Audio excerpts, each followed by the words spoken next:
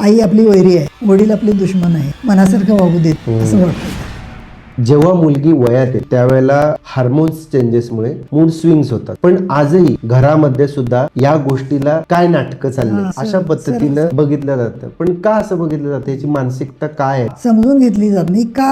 म्हणजे असंच वाटतं पालकांना. आता तुम्ही म्हटलं तसं काय नाटकं चालवलेस, काय सारखं आरशासमोर उभी राहतेस, काय एवढं काय बघायचं असते आरशा, सारखं मोबाईल मध्ये काय असतं. म्हणजे हे जे असतं ना, म्हणजे टोमणे मारतात. हे टोमणे मारण्यापेक्षा सरळ बोल, सरळ विचार. पण असं होत नाही. म्हणजे त्यांना प्रायव्हसी देऊ नये असं नाही, पण प्रायव्हसी दिल्यानंतर सुद्धा झालं काय तुझं असं नाही. तुझं म्हणजे दोन टोन आहे, तुझं झालं का असं, झालं का तुझं. ह्या टोन मध्ये सुद्धा फरक आहे आणि ते मुलींना कळतो. आई कुठल्या टोन मध्ये बोलते, बाबा कुठल्या टोन मध्ये बोलतात हे त्यांना कळत. शब्द तेच असले तरी टोन बदललं की त्यांना अर्थ बदलतो. आणि मग या वयामध्ये मुलांना आई आपली वैरी आहे, वडील आपले दुश्मन आहे, मनासारखं वागू देत नाही. आणि मग त्यांना खांदा शोधतात, मुलं असतील, मुली असतील, अगदी आधार देणारा. असं होतंय. या वयामध्ये एक आकर्षण असते, विरुद्ध लिंगी आकर्षण. एखादा मुलगा आवडायला, मुलग्याला मुलगी आवडायला, मग आवडायला लागेपर्यंत ठीक आहे, पण मैत्री आणि मैत्रीचा टप्पा ओलांडणं हे जे काय आहे हे पालकांनी समजून सांगितलं पाहिजे.